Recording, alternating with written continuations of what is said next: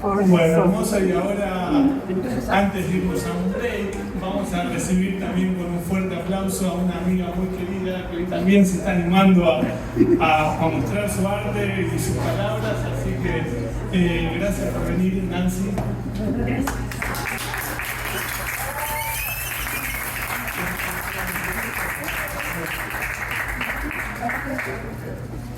¿Se oye? Bueno, a mí me dijeron que tenía 10 minutos. Los cronometrajes. Así que, bueno, gracias, Cami, gracias. Más cerca. Más cerquita. Esa es la voz de la autoridad del corazón, así que le voy a hacer caso. No es la primera vez que estoy en un escenario.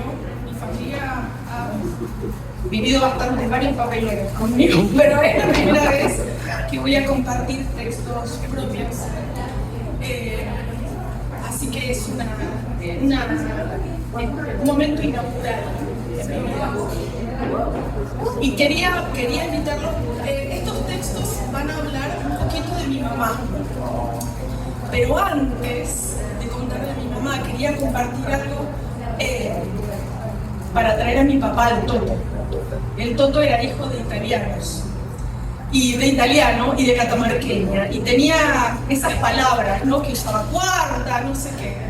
Y cuando quería que le prestaran atención, decía, sentime, nene, pibe, sentime.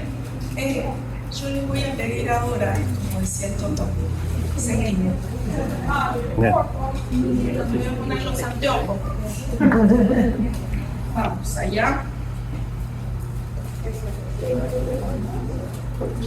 Las mentiras del tiempo. Algunas mañanas recorro el jardín quitando ramitas y hojas secas. Riego, tomo mate y me voy a ese mismo lugar al que se iba mi madre cuando viajaba hacia adentro en un silencio que me excluía. Vuelvo ahí cuando lo ajeno me desconcierta. En Los Ángeles no florecen los narcisos amarillos, esos que cada agosto me llevaban de viaje al tiempo de las visitas al hospital, de los ramos perfumados que compraba justo enfrente, de la elegancia de su gorro de piel, de las mentiras piadosas de mi madre a los médicos para escaparse y estar juntas sin saber que nos quedaba apenas un rato más. A veces me olvido que mi mamá se murió hace muchos años. En esta ciudad no florecen los narcisos amarillos. Sin embargo, hay un cielo como el de aquel domingo de invierno en Punta Chica, tan azul que me aplasta, igual que todo lo que vino después de ese instante en el que dejó de respirar, mientras nosotros estábamos sentados a la mesa con los fideos humeantes, haciendo de cuenta que era un domingo más.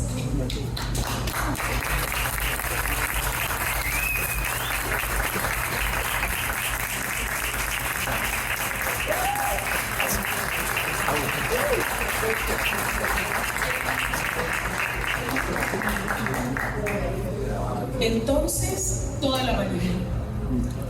El amor por la escritura empezó en la libreta negra de hojas con rayas finitas, esa en la que mamá escribía las medidas de los andadores de tela que armaba para la fábrica Gesell. Comenzó ahí, con ese lápiz negro gastado que se tornaba violeta, no sé por qué magia de la saliva de mi lengua, y con el que se iban uniendo mis primeras letras redonditas en palabras largas.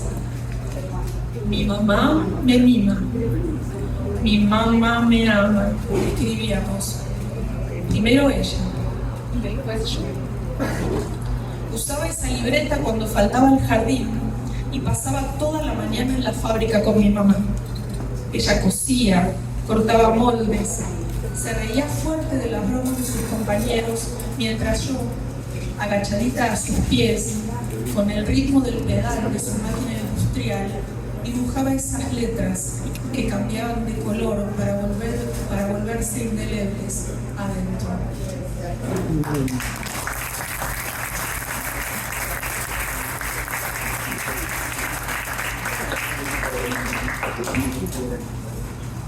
Acá voy a traer una memoria colectiva seguramente. A la hora de la siesta. Una tarde en casa le pregunté a mi mamá: si te gustan tanto las bananas, ¿por qué no las compras? No, a mí me encantan las bananas, pero lo que pasa es que me repuné. De un salto me senté sobre la mesada para escucharla mejor. Sabía que vendría una de sus historias.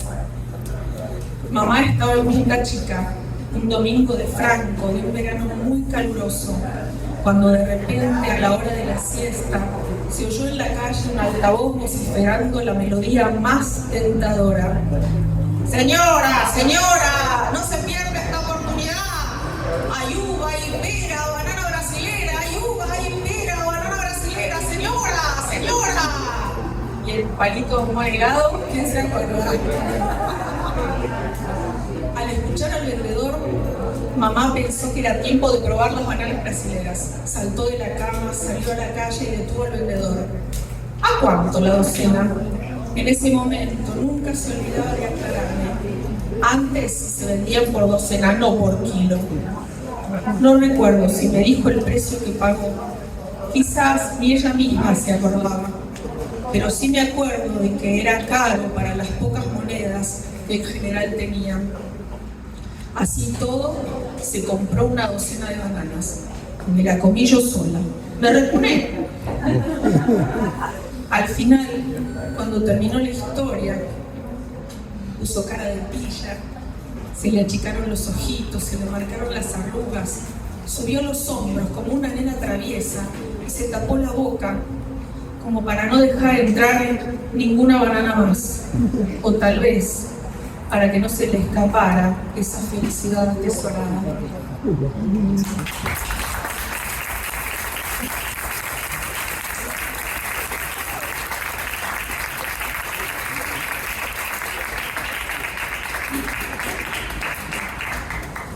Del Mocha. Juanita, la prima de mamá, con voz medio chillona y un castellano atravesado, le sentenció una vez: no es bueno tener hortensias en una casa donde hay chicas solteras. Y por lo bajo, como para que yo no lo oyera, agregó: que no se casan. Al día siguiente no quedaba una sola hortensia en la puerta de mi casa. No sé en qué momento mi mamá las había apodado a todas: las rosadas, las celestes,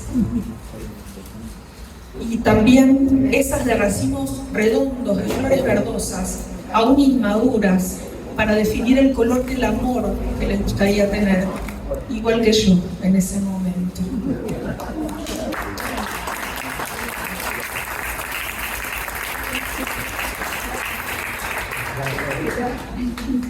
Y de la gente que va y viene y que emigra adentro, afuera. Un recuerdo de mi pueblito de infancia de vacaciones, que era el pueblo de mi mamá y de mi abuela. Al final de la siesta. Cada verano en Galarza, al final de la siesta, la gente empezaba a aparecer con sus sillas bajas y su mate a cuestas, cuadra a cuadra, como saliendo en cámara lenta de un túnel del tiempo. La tía Marta y mi mamá estaban ahí, sentadas en la vereda justo enfrente de la carnicería de Reinaldo, que a esa hora estaba cerrada.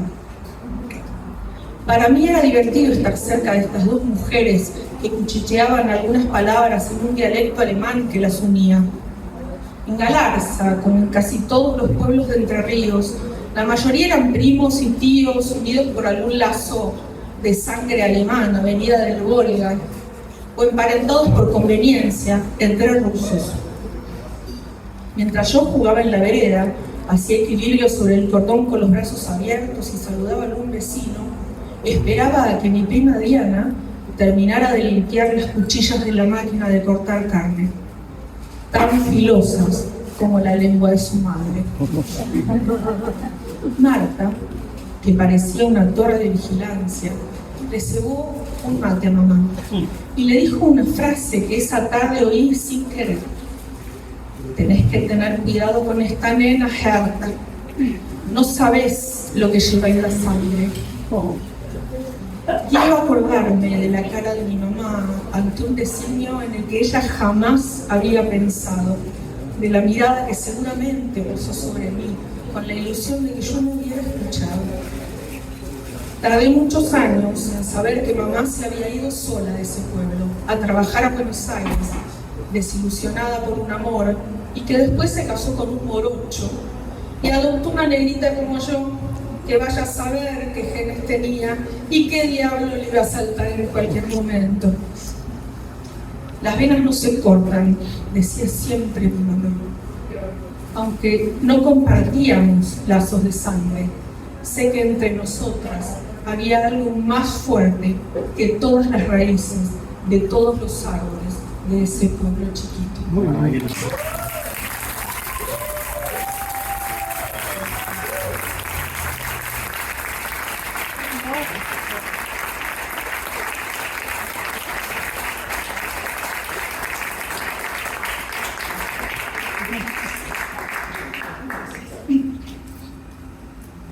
Conjuro contra el demonio.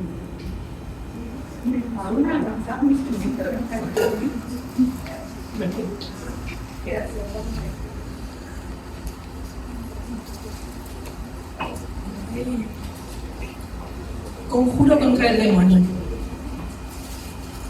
¿Conocen las plantas, los lazos de amor? Sí, porque crecen salvajes, no crecen. Conjuro contra el demonio. Los lazos de amor que bordaban el cantero de la vereda crecían insolentes, sin impedir el paso, sin molestar a nadie.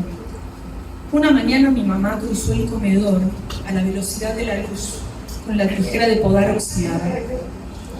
Al verla sacudir el tijerón desafilado, desde mi punto de vista, más que podar los lazos de amor, parecía que los estaba cortando mordisqueadas, como un gesto de despecho o un castigo que yo desconocía.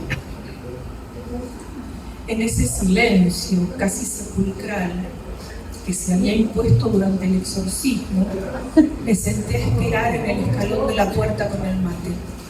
Y estaba segurísima, que una vez más las plantas eran libres de toda culpa.